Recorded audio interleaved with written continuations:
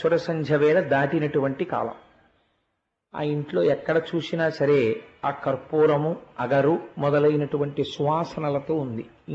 ఇంటికి కొన్ని నియమాలు ఉండాలి. ప్రతి ఇంటికి కూడా కొన్ని నియమాలు ఉండాలి. ఎందుచేత అంటే కొన్ని ఉగ్రత కలిగినటువంటివి, ఔద్ధిక్యముతో కూడినటువంటివి కొన్ని ఇళ్లలోకి ప్రవేశిస్తాయి. ఎంత కాదు అన్నా అది సత్యం. కాబట్టి లేకపోతే ఉత్తిష్టంతు భూత పిశాచాహ అని ఎందుకంటాం పూజలో. కాబట్టి ప్రతి ఇంటిలోనూ కూడా ప్రతిరోజు ఒక మంచి అలవాటు ఉండాలి. ఏమిటా అలవాటు అంటే ఏదో ఒక భగవన్మూర్తి ఉండాలి ప్రతి గదిలో. ప్రతి గదిలోనూ ఒక భగవన్మూర్తి లేదనుకోండి, ఆ గదికి ఒక పవిత్రత ఉండదు.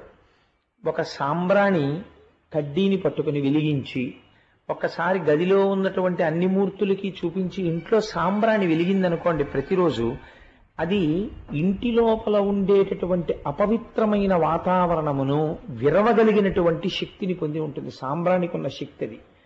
అందుచేతనే ఇంట్లో సాంబ్రాణి ప్రతిరోజు వేసినట్లయితే, ఒక ధూప్ స్టిక్ వెలిగించగలిగితే ఆ ఇంట్లో ఉండే వాతావరణం పవిత్రంగా ఉంటుంది.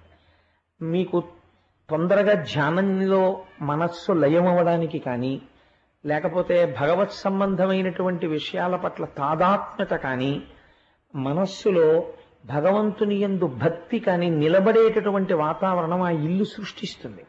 మీరు ఏ ఇంట్లో ఉంటున్నారో ఆ ఇంట్లో అటువంటి వాతావరణాన్ని మీరు సృష్టించుకోలేకపోయారనుకోండి, భగవంతుడి మీద మనస్సు నిలబెట్టడం కష్టం అవుతుంది.